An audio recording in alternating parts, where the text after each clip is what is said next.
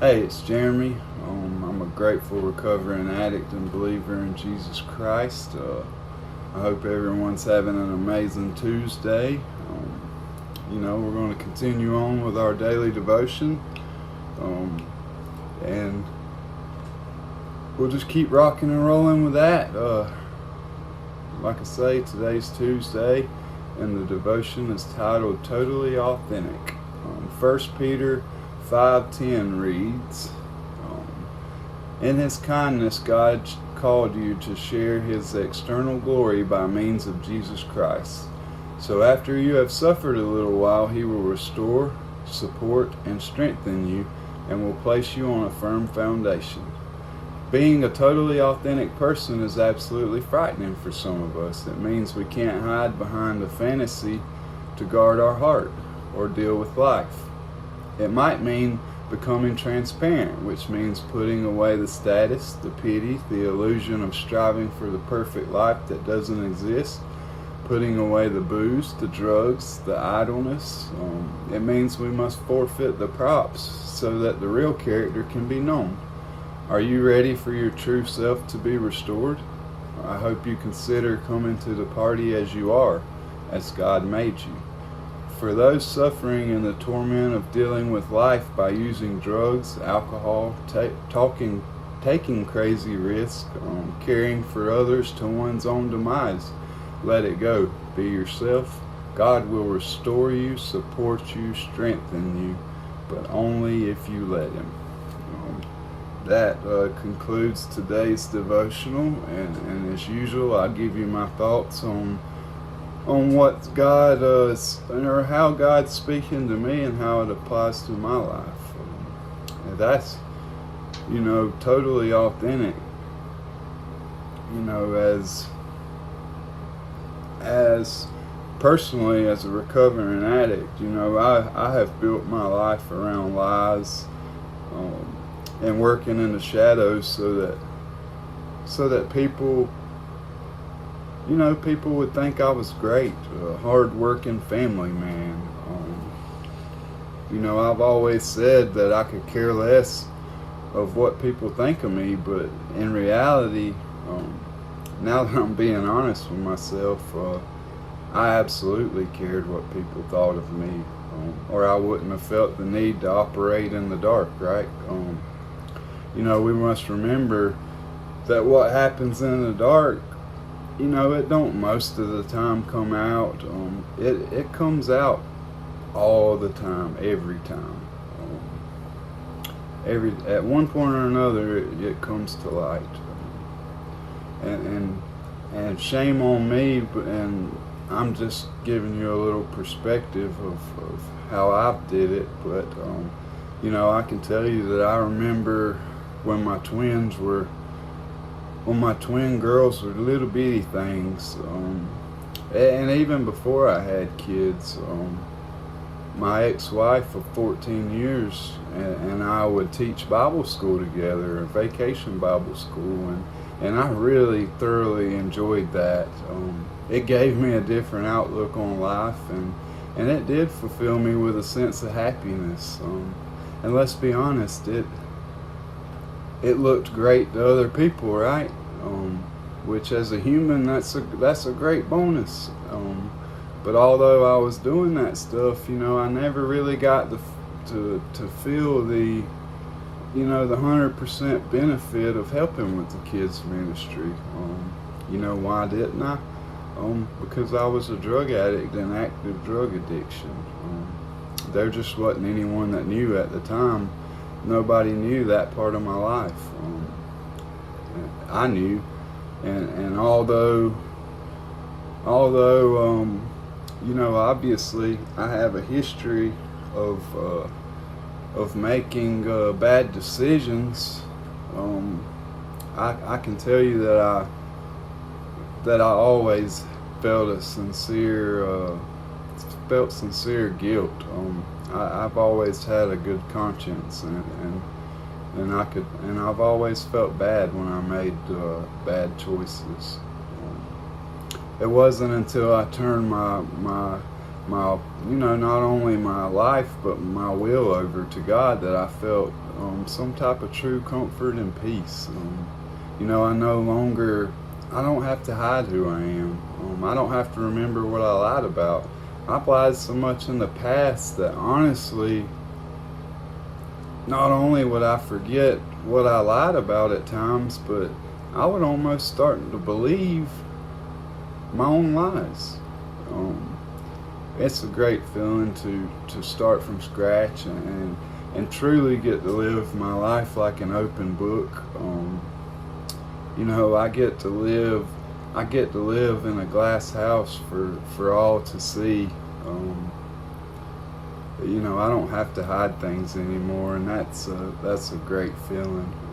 There's people that still think of me as the old Jeremy, and that does bother me. It truly does. But all I can do is continue in my walk with Christ, and they will see the change that only can be explained by God working in my life. But I have to constantly remind myself not to judge others, especially when they're casting stones at me.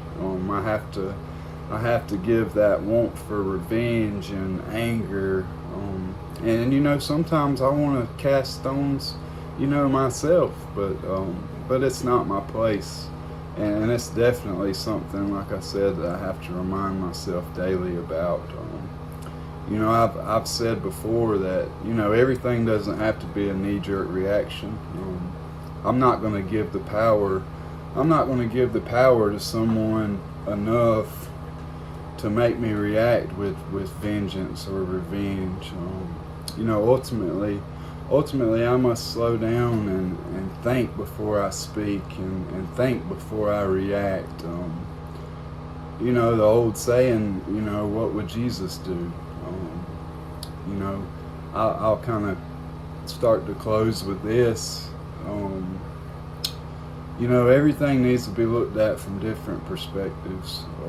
I've made a lot of bad choices in my life, and those shadows will always, to a certain extent, will always follow me. I know that, but I say all the time, my past doesn't define me. Quit bringing up my past, because it's just that, it's the past, right? I personally just try to do the next right thing, and I try to be consistent moving forward. It doesn't matter the path it takes you to get from point A to point B. I've taken the long, bumpy, chaotic, just inconsistent way, but I finally made it to where I'm meant to be. I hate I've hurt so many people along the way. I hate that I'm perceived as weak enough for people to take advantage of me.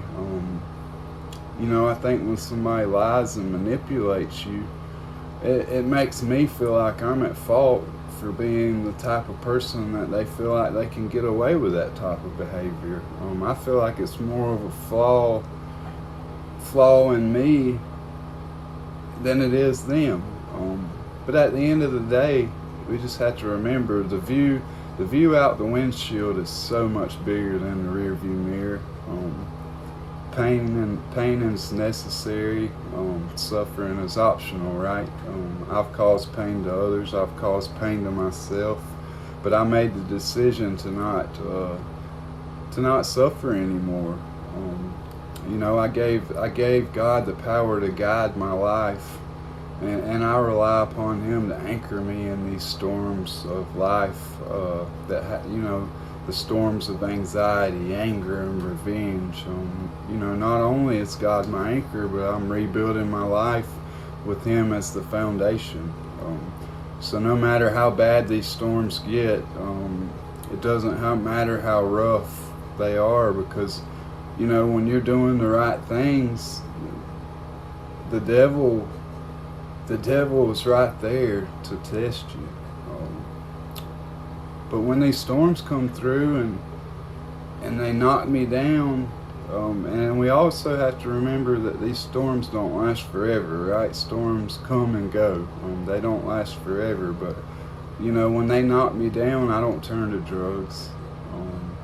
I don't need the approval of others. And when that storm knocks me down and I'm all alone I'm looking around, all I see is God, and that's the foundation of me. That's all that's left, which is amazing, right? To have a God that'll never fail you, that'll never lie to you.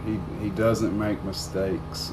He has your back no matter what, and all you have to do is reach out to him. He is there. He's always been there. I chose to ignore him for too long, but he paid the ultimate price that says I'm worth it, and you're worth it too. Just remember to take a breath. Tackle one thing at a time. It's not a race. It's not a race. Just do the next right thing and let him guide you, and praise him in these storms. I hope you have an amazing day. Thank you so much for watching. I'm praying for you. I'm right here with you. I'm a work in progress as well. I'll see you tomorrow, and just God bless, and just take it easy. Slow down and give it to him. Thanks. Have a great day.